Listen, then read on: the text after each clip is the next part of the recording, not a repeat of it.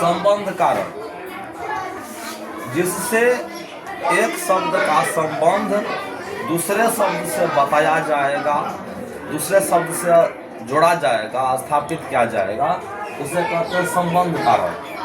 जिससे या जिस शब्द से एक दूसरे का संबंध जोड़ा जाएगा या स्थापित किया जाएगा, उसे कहते हैं संबंध कारक। संबंध कारक का चिन्ह होता है का, के, की, रा, री, रे। तो ये होता है जहाँ पे ये लगा रहेगा, जैसे कि वह राम का भाई है, तो राम का भाई है तो उसे राम का भाई का संबंध है। राम का, यह तुम्हारी कलम है, वहाँ पे री, यह तुम्हारी कलम है, तो वहाँ पे री, वहाँ पे री। मैं श्याम, वह श्याम की बहन है, वह श्याम की बहन है, तो वह श्याम की बहन है, तो श्याम में और उसमें भाई बहन का संबंध है। तो श्याम की, तो वहाँ पर हुआ की।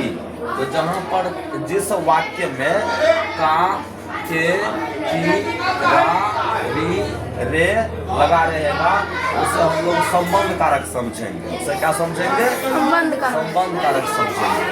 अब अधिकरण कारक होता है। क्रिया जिस स्थान पर हो, क्रिया जिस स्थान पर हो, जिस स्थान पर काम होगा, उसे कहते हैं अधिकरण कारक। जिस स्थान पर काम होगा, जिस स्थान पर काम होगा, क्रिया जिस स्थान पर हो, काम जिस स्थान पर होगा, उस स्थान को कहेंगे अधिकरण कारक। और इसका चिन्ह होता है में, पर। इसका चिन्ह क्या होता है? में और पर। बच्चा टेबुल पर बैठा है, बच्चा टेबुल पर बैठा है, तो बैठने का काम कहाँ हो रहा है? टेबुल पर। तो वहाँ पे टेबुल हो गया अधिकरण कारक। टेबुल क्या हुआ? अधिकरण कारक। और अधिकरण कारक का चिन्ह हो गया पर। अधिकरण कारक का चिन्ह हो गया पर, और टेबुल हो गया अधिकरण कारक। श्याम थाली में खा रहा है, श्याम प्लेट में खा रहा है, तो प्लेट में खा रहा है, तो प्लेट में, प्लेट हो गया अधिकरण कारक, चिन्ह हो गया में। प्लेट हो गया अधिकरण कारक, चिन्ह हो गया में।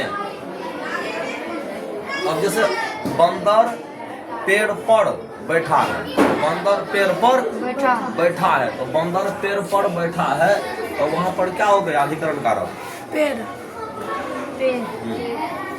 पेड़ हो गया अधिकरण कारक। पेड़ पर बैठा है, और वहाँ पर चिन्ह क्या हुआ? पर चिन्ह हुआ।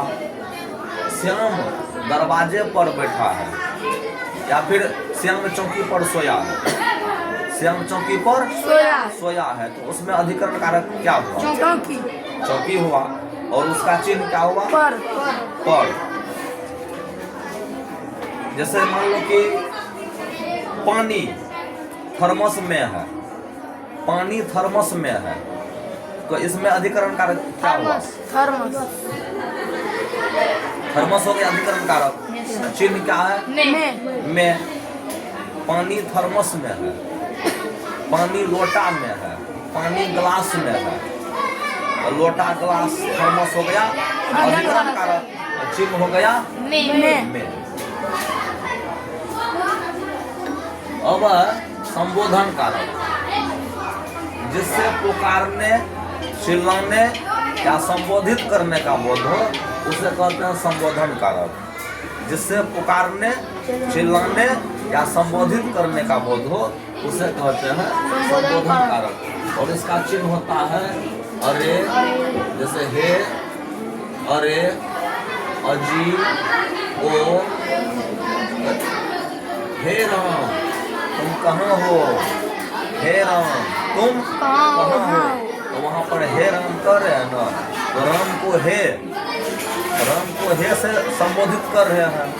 अरे कृष्ण तुम कहाँ चले गए, अरे चंदन तुमको कितने दिन से देखे नहीं, तो अरे चंदन तुमको कितने दिन से देखे नहीं है, चंदन को जो है अरे करे हैं, अरे चंदन आजकल तुम कहाँ रहते हो, कहते हैं ना।